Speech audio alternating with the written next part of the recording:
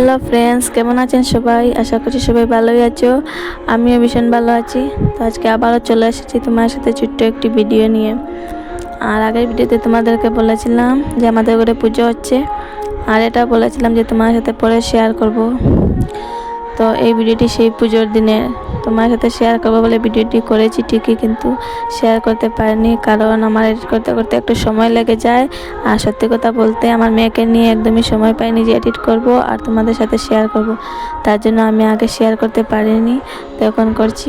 তো কী করেছি তো চলো তোমাদের সাথেও কিছুটা শেয়ার করি। তো সকালে ঘুম থেকে উঠে বাসি কাজগুলো শেষ করে চলে গেছি আমি সোজা স্নান করতে। স্নান করে এসে দেখছি আমার বোন এদিকে পূজার ফলগুলো কেটে দিচ্ছে, আর পাপ্পা এখানে ঠাকুর রাখার জায়গাটা কত সুন্দর করে সাজিয়ে দিয়েছে। তারপর রান্না করে এসে মেস দিয়ে এখানে কইগুলো বেজে দিচ্ছে, আর এখানে সবজি কাটা হচ্ছে খিচুড়ি হবে আর সবজি করা হবে। আর এদিকে কই বেজা হয়ে গেছে, আর মা বলছে তোমরা কইগুলো বেচে দাও। তা আমরা সবাই মিলে এখানে কইগুলো বেচতে বসেছি আর একটু আড্ডা মারছি। তারপর চলে গেছি আমি সোজা ঘরে এসে ভাবছি একটু আলতা পরি। পুজো টুজো হলতে আলতা পরলে ভালো লাগে, আর আমার এমনিতেও আলতা পরতে ভালো লাগে। তারপরে শাড়িটা পরবো ভাবছি, আর শাড়িটার সঙ্গে এই ব্লাউজটা পরবো, ভালো লাগবে। তারপর আমি শাড়িটা পরেও নিয়েছি। কেমন লাগছে আমাকে কমেন্টে জানাবে। তারপর চলে এসেছি আমি পুজোর দিকে। এদিকে পুজো চলছে, ঠাকুরমশাই শ্বশুরমশাই মিলে এখানে যজ্ঞ করছেন। তারপর অঞ্জলি হবে। তো এখানে আমরা অঞ্জলি লওয়ার জন্য সবাই বসেও পড়েছি। অঞ্জলি লওয়া হয়ে গিয়েছে। আমরা অঞ্জলির সময় তোমাদেরকে দেখাতে পারিনি কারণ সবাই মিলে অঞ্জলিতে বসে পড়েছিলাম, তো তার জন্য তোমাদেরকে আর দেখাতে পারিনি। আর আমার মেয়ে এখানে বসে তো দুষ্টামি করছে, আর এরা দুজন বলছে আমাদেরকেও একটু দেখিয়ে দাও, তো ওদেরকেও একটু দেখিয়ে দিয়েছি। তারপর মেয়েকে ঠাকুরমশাইকে প্রণাম করেছিলাম, তো মেয়ে খালি নাচ করছে। তো আমাদের পুজোটা সুন্দর করে ভালোভাবেই হয়েছে। তো এখন আমরা যাবো সবাই মিলে খাওয়া দাওয়া করতে। তো চলে গিয়েছি রান্নাঘরে গিয়ে দেখছি বর্দি ডাল আর সবজি করে নিয়েছে। তো আমরা এখন খাওয়া দাওয়া করবো। আর মেয়ে কান্না করছে, ঘুমাবে, তার জন্য আমি মেয়েকে ঘুম পাড়াতে গিয়েছি, আর এরা এদিকে খাওয়া দাওয়া করছে। তারপর আমি মেয়েকে ঘুম পাড়িয়ে আমিও খাওয়া দাওয়া করতে বসেছি। এখন খাওয়া দাওয়া তো কমপ্লিট। এখন হচ্ছে প্রসাদ দেওয়ার পালা। তো আমি আমার বোন মিলে এখানে প্রসাদগুলো সুন্দর করে সাজিয়ে দিচ্ছি।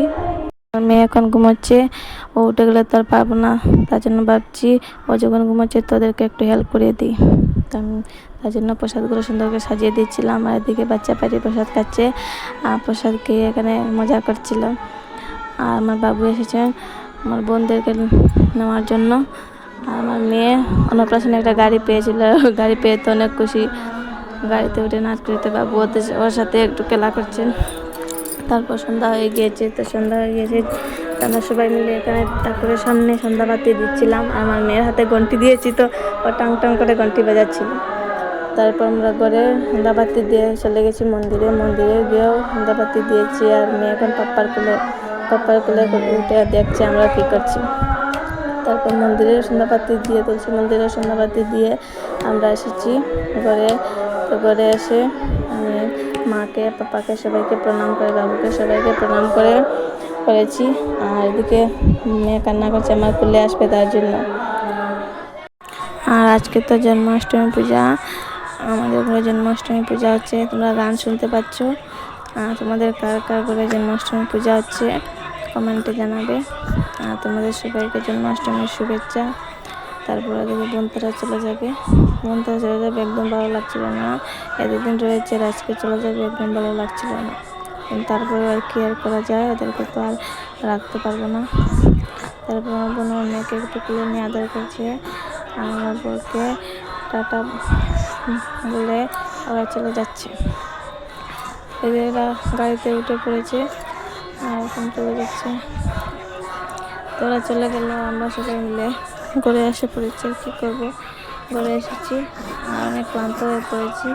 মেয়েকে মার কাছে একটু রেখে আমি ফ্রেশ হয়ে এসেছি। কি শান্তি। ভিডিওটি ভালো লাগলে একটি লাইক করে দিও। টাটা।